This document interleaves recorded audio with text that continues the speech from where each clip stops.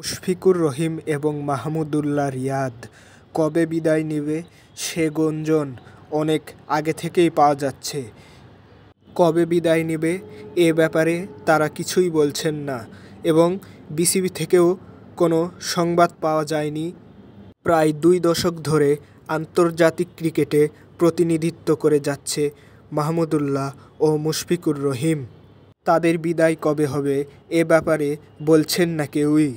লাল সবুজের জার্সিতে অনেক স্মৃতি জড়িয়ে আছে তাদের এবং তাদের ভক্তদের। হয়তো তারা শেষ ম্যাচ খেলে ফেলেছে নিউজিল্যান্ডের বিপক্ষে।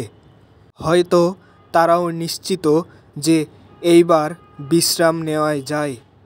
আন্তর্জাতিক ক্রিকেটে বড় কোনো শিরোপা না থাকলেও ভক্তদের হৃদয়ে থাকবেন আজীবন।